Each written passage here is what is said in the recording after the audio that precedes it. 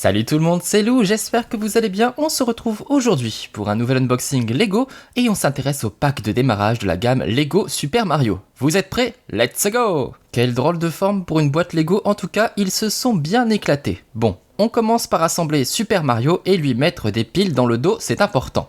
Et à partir de là, on oublie le traditionnel manuel en papier. À moins de vouloir y aller un peu à l'arrache ou de regarder sur la boîte, si l'on veut monter les éléments comme prévu, il faut obligatoirement s'équiper d'un smartphone et télécharger l'application Lego Super Mario. Et oui, pas de manuel papier. Bah comment ça, pas de manuel papier ? Sacrilège, me direz-vous, et je vous comprendrai parce que moi-même je suis assez amoureux de ces manuels. Mais en fin de compte, c'est pour la bonne cause. En effet, grâce à l'interactivité de l'application Lego Super Mario, le montage de chaque élément est entrecoupé de vidéos explicatives sur la façon dont on peut jouer avec ces Lego. Bah oui, si j'ai mis des piles à Mario, c'est pas pour faire joli, c'est tout simplement parce qu'il s'agit d'un jouet interactif, donc autant jouer la carte de l'interactivité dès la construction. Et finalement, ça marche plutôt bien. Bon, en revanche, côté construction, comme vous pouvez le voir, c'est vraiment de l'ultra basique et même les sets 4+ chez Lego ont des assemblages plus complexes. À la rigueur, les éléments d'interaction sont pas trop mal conçus dans certaines références Lego Super Mario, mais ce pack de démarrage est assez simple et son prix est avant tout expliqué par la présence de Mario et de son électronique. La cible, c'est donc plutôt les enfants pour le côté jouet vidéo, mais ça aussi, on y reviendra plus tard dans la vidéo. Allez, une fois qu'on a fini d'assembler tous ces éléments, on peut s'amuser à les combiner comme on le désire pour créer un niveau et laisser vaguer notre imagination. Et Mario est maintenant prêt à partir à l'aventure. Voici donc le résultat et comme je vous le disais, c'est visuellement très simple.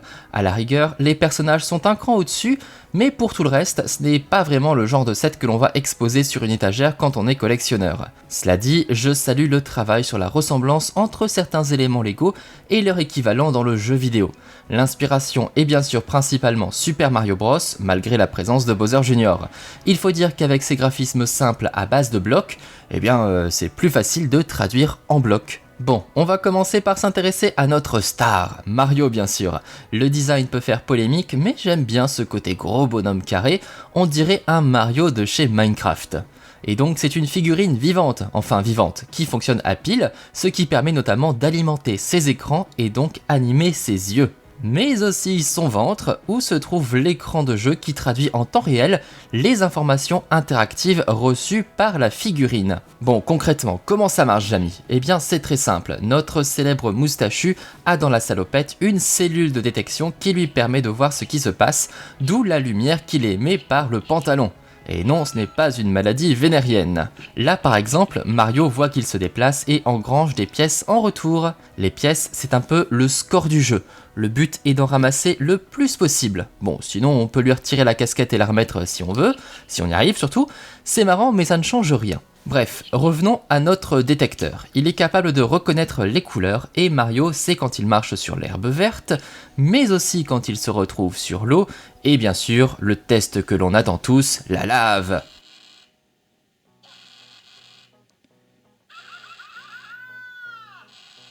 Le pauvre, allez, on va lui mettre les fesses dans l'eau, ça va le rafraîchir. Et en plus, on gagne des pièces pour ça, donc c'est tout bénef. En matière d'interaction, ce n'est pas encore fini. Mario est aussi capable de lire des codes barres que l'on retrouve sur certains éléments d'interaction, comme ici le bloc mystère, mais aussi sur chaque ennemi.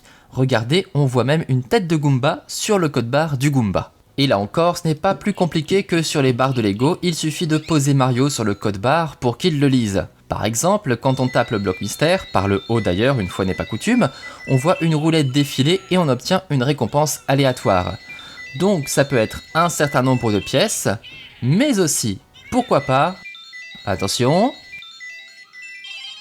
une étoile d'invincibilité.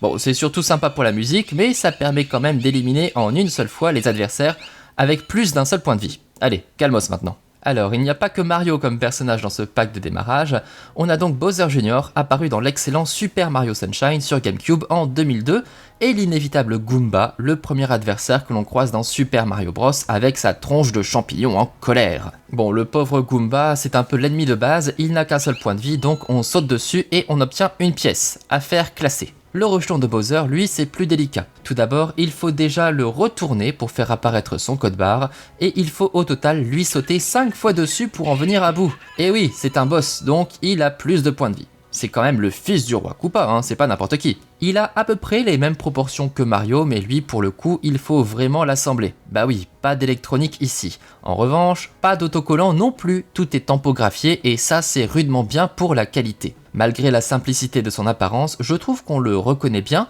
et sa carapace est même plutôt stylée. Viennent ensuite tous les éléments de décor avec notamment les plus importants, le tuyau de départ et le drapeau d'arrivée. Ce sont les deux objets indispensables pour la création d'un niveau qui doit obligatoirement commencer par un tuyau et finir par un drapeau. Le reste, après, c'est de l'enrobage. Sur le code barre du tuyau, c'est écrit Start et quand on pose Mario dessus, cela fait démarrer la musique et surtout cela enclenche le compte à rebours de 60 secondes. C'est le temps qui nous est imparti pour engranger un maximum de pièces avant de rejoindre l'arrivée. Et sur le code barre du drapeau, c'est écrit Goal, l'objectif donc.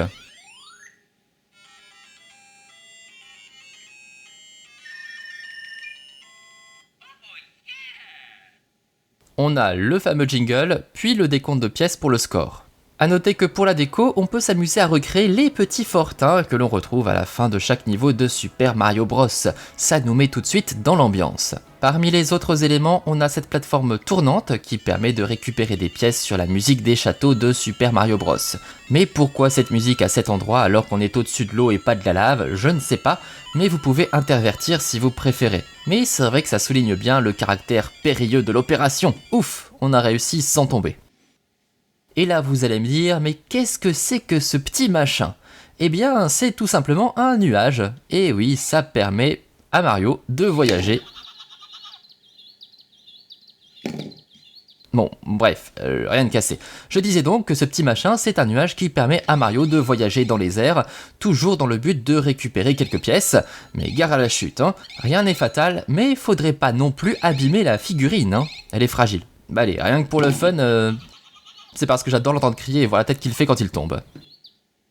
Dernier élément d'interaction mais sans code barre, c'est simplement une planche qui fait effet levier pour détruire un fortin, une bonne manière de renverser Bowser Jr. avant de l'attaquer. Et enfin, on trouve dans ce pack de démarrage Lego Super Mario des éléments purement décoratifs qui permettent d'assembler un niveau avec une prairie et ses fleurs, de l'eau avec son îlot et de la lave et ses dangers. A partir de là, en utilisant toujours le tuyau et le drapeau comme je vous l'ai expliqué, on peut donc créer un tout petit niveau très simple et très linéaire, ou alors partir sur une aventure plus longue et plus complexe. On peut même créer des embranchements si on le désire. Allez, on va tester le niveau que j'ai créé au tout début de la vidéo. Alors pour information, vous n'avez pas spécialement besoin de l'application pour lancer une partie, mais cela permet d'enregistrer les scores, de voir les interactions réalisées durant la courte aventure, mais aussi de partager le plan de votre niveau.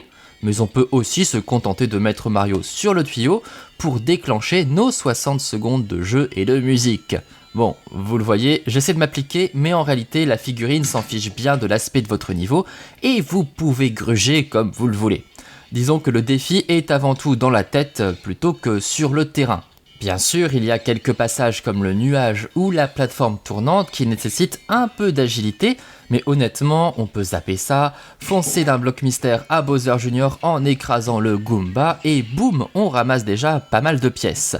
Je trouve le concept pas si mal, mais ça aurait été sympa d'avoir plus d'éléments aléatoires et on sent quand même que ce n'est qu'un pack de démarrage qui a grandement besoin d'être augmenté par d'autres boîtes pour pouvoir offrir des interactions plus satisfaisantes.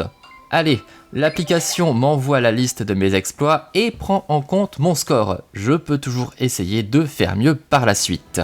A vous ensuite d'imaginer d'autres niveaux avec les éléments fournis dans le pack de démarrage, et même si on est relativement limité, on peut quand même se montrer inventif rien qu'en démontant ce qui existe et en réimaginant totalement l'environnement. Et bien sûr, on peut compléter avec les déjà nombreuses extensions. Je vous présenterai tout ça dans de prochaines vidéos.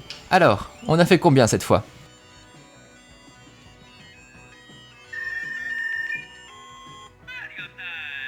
Ah, pas mal, bravo Mario, tu peux te reposer maintenant. Voilà, on a fini de découvrir le pack de démarrage de Lego Super Mario. J'espère que vous comprenez un peu mieux le fonctionnement de ce jouet interactif, le principe n'est pas si bête, et j'apprécie le fait que certains éléments soient aléatoires et d'autres demandent de la dextérité. On retrouve finalement les composantes d'un jeu vidéo dans le monde réel. Pour autant, on risque de vite tourner en rond avec seulement ce pack. Je vais donc essayer de vous présenter très prochainement les meilleures extensions pour vivre avec Mario de vraies aventures un peu plus pimentées. J'espère que cette vidéo vous a plu, n'hésitez pas à me soutenir en likant, en partageant, en vous abonnant bien sûr, et n'oubliez pas de me dire ce que vous en avez pensé dans les commentaires pour qu'on puisse en discuter ensemble. Et bien sûr, je vous invite au passage à découvrir mes let's play des jeux Super Mario, c'est l'occasion ou jamais. A très bientôt pour un nouvel unboxing Lego, ciao.